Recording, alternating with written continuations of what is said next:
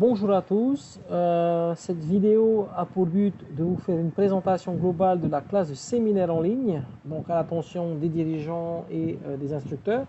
Il y aura des formations séparées pour les instructeurs parce qu'il y a beaucoup de détails, de fonctionnalités, de prise en main à couvrir. Donc cette vidéo sera une démonstration globale de comment accéder et qu'est-ce qu'on voit sur sa classe de séminaire en ligne. Donc, pour commencer, il faut y accéder en allant sur un navigateur internet. Donc, moi, je vais utiliser Google Chrome.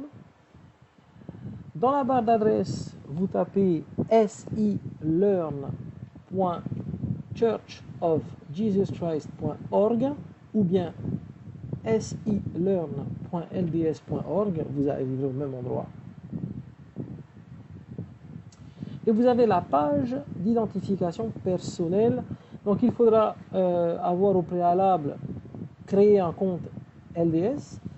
Si vous n'en avez pas, je parle surtout des élèves, il faudra qu'ils en créent un avec leur numéro d'identification de membre.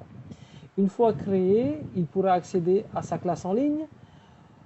Mais il se peut que, là nous sommes le 6 avril et le séminaire vient de reprendre, il se peut que du 6 au 8, parce que nous sommes en train de créer toutes les classes demandées par les pieux, que certains élèves essayent d'accéder à leur classe mais n'y arrivent pas.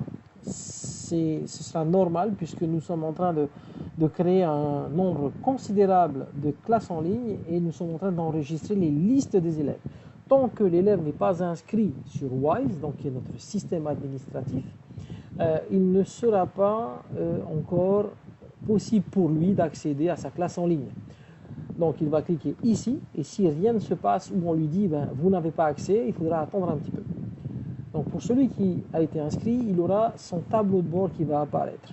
Alors pour vous expliquer un petit peu, moi j'ai plusieurs cours évidemment et je vois toutes les classes en ligne parce que tout cela est hébergé sur cette plateforme qui s'appelle Canvas. Canvas, c'est la plateforme que l'Église a choisie, du moins pour l'éducation, pour héberger toutes les formations et les cours en ligne. Donc, il aura accès à sa classe. Donc, je vais prendre une classe au hasard.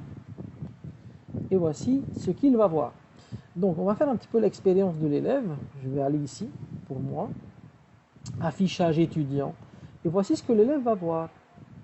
Une page d'introduction et un bouton qui va lui dire « Ouvrir les modules de la leçon ». Donc, il va voir là toutes les leçons disponibles. La leçon 0 est une leçon de prise en main qui va lui permettre de savoir comment naviguer et utiliser sa classe en ligne. Il est important qu'il fasse cette première étape. Il peut la faire à sa guise, mais je conseille qu'il la fasse en tout premier lieu. Une fois qu'il a fait cela, il aura accès aux leçons qui ont été publiées. Publiées, ça veut dire que moi, instructeur, de mon côté, j'ai coché la case « Publier ». Publier, ça veut dire rendre accessible. Si moi, l'instructeur, j'ai publié une leçon, l'élève peut la voir. Donc cette semaine, la semaine du 6 avril au 10 avril, nous avons publié 4 leçons au moins, 47, 48, 49 et 50. Parce que l'élève doit réaliser 4 leçons par semaine et sa 5e leçon sera une leçon avec l'instructeur. Donc ce sera une leçon en face à face, via un logiciel comme Messenger, Hangout, Zoom ou un autre. Donc l'élève ici voit sa première leçon. Et vous remarquerez qu'il y a des leçons en gras et le reste en grisé. En fait, ces leçons sont verrouillées. Pardon, pas ces leçons, ces items, ces tâches. Donc, il doit d'abord réaliser la première tâche en entier pour pouvoir déverrouiller la suite. Alors ici, chaque leçon commence par des exercices spirituels. Ici, et ces exercices spirituels seront variés, seront différents selon les leçons. Donc celui-ci, il y a un cantique, une prière, une méditation et une vidéo inspirante. Je lis la vidéo, et si moi j'ai envie d'aller plus vite, parce que j'ai envie de me dépêcher, de faire autre chose, je vais m'arrêter là et je vais cliquer sur suivant. Et regardez ce qui se passe. Oh oh! Parce que je n'ai pas regardé ma vidéo comme il faut, parce que j'ai voulu faire un court-circuit, je n'ai pas déverrouillé la deuxième tâche. Donc je dois retourner en arrière et finaliser la première tâche comme il se doit avant d'avoir accès aux tâches suivantes. Donc en fait, l'outil va amener l'élève à prendre le temps de faire une étude significative. Cet outil, il est automatisé et donc 70% du travail sera fait grâce à cet outil. Les 30% restants seront entre les mains de l'instructeur qui va, de son côté, monitorer la progression des élèves, envoyer des messages d'encouragement, noter certaines tâches et ensuite préparer sa leçon de la semaine. Alors je vais sortir un petit peu de l'affichage étudiant pour que vous puissiez avoir une idée des tâches qui sont disponibles. Alors on va aller sur la deuxième tâche.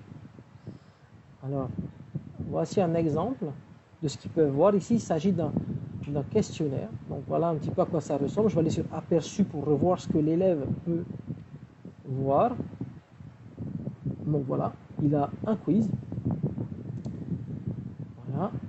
Passons en revue l'allégorie des oliviers apprivoisés et sauvages et la dernière leçon. Donc voilà, question. Bon, il faut remplir les blancs. Le maître du vignoble représente, allez, Jésus-Christ. Deuxième question, elle est sur 3 points celle-ci. Quels symboles ont été utilisés pour représenter les efforts du Seigneur pour aider les gens à recevoir les bénédictions du salut? Veuillez sélectionner tous ceux qui s'appliquent. Oh, petite faute d'orthographe là, on va corriger ça. Alors je vais mettre creuser, tailler, nourrir et nettoyer. Alors nettoyer c'est faux, hein, mais bon, je le mets quand même. Vous allez voir ce qui va se passer. Question 3. Qu'avez-vous appris sur Jésus-Christ, des paroles ou des actions du maître de la vigne? Donc je vais marquer ici rapidement le maître de la vigne. Fait tout pour sauver. Oups, petite erreur ici. Hop.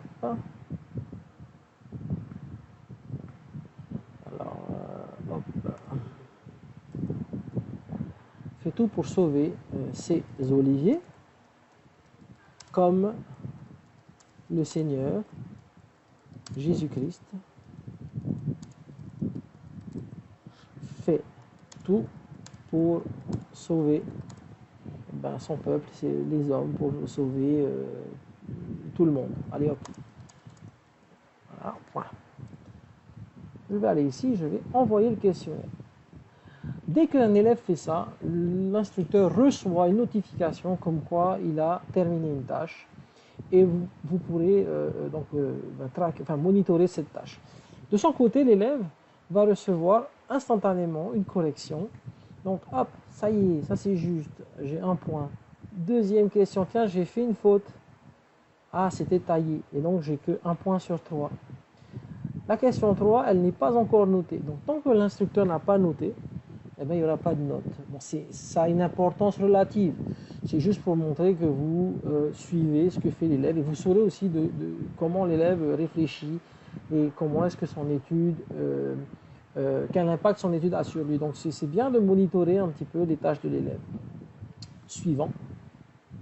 Et donc là, on n'a plus de questionnaire, on a des explications, des directions, des lectures à faire. Voilà, pareil ici. Donc, il y a toute une variété de tâches, des choses qui sont plus ou moins interactives, d'autres qui sont plus passives, mais ces leçons ont été vraiment inspirées, elles ont été conçues de manière inspirée pour que les élèves aient une étude autonome la plus significative possible. La place de l'instructeur reste très importante, elle va être donc d'un ordre d'encouragement, de motivation. Elle va être également importante parce que chaque semaine, et ça c'est un point important, vous êtes parmi les seuls officiers de l'Église qui seront les derniers remparts dans cette situation de crise, puisque vous aurez accès chaque semaine, pour certains d'entre vous, plusieurs fois par semaine, vous serez en contact avec les élèves, avec les jeunes qui sont chez eux et qui on espère, étudient, viens et suis-moi. Mais au mieux, vous serez vraiment les seuls qui seront en contact avec eux et qui auront le privilège de discuter avec eux chaque semaine. Donc on compte vraiment sur vous et sur le travail que vous allez faire, sur votre influence pour que ces élèves continuent de développer leur témoignage. Donc c'est vraiment un privilège. Vous avez un appel qui est vraiment significatif dans l'Église, même en cette période, et surtout j'ai envie de dire en cette période de crise. Donc voilà un petit peu pour cette présentation globale. Il y a évidemment plusieurs types de leçons. Donc je retourne sur module. Donc chaque leçon a une forme différente. Tout a été réfléchi pour que cela ne soit pas rébarbatif, que ce ne soit pas lourd à faire, que ça reste motivant et varié. Donc véritablement c'est un outil qui, je pense, s'il est bien pris en main, peut vraiment être un outil puissant pour aider nos élèves à faire une étude approfondie du livre de Mormon. Donc cette semaine, c'est de la leçon 47 à 50. Il se peut que pour certaines leçons, il y ait des vidéos qui n'aient pas été traduites en anglais, parce qu'elles ne sont pas en français, pardon, parce qu'elles ne sont pas disponibles. À ce moment-là, on a mis une petite consigne pour dire de ne pas regarder la vidéo et d'avancer. À ce moment-là, il est possible à l'élève de passer à l'item suivant. Bref, en tout cas, voilà pour cette présentation globale. J'espère que cela est suffisamment clair et que vous avez vu à travers cette petite vidéo en quoi est-ce que cet outil est un outil vraiment intéressant, surtout durant cette situation de crise. Donc voilà, je vous dis à bientôt et que Dieu vous bénisse.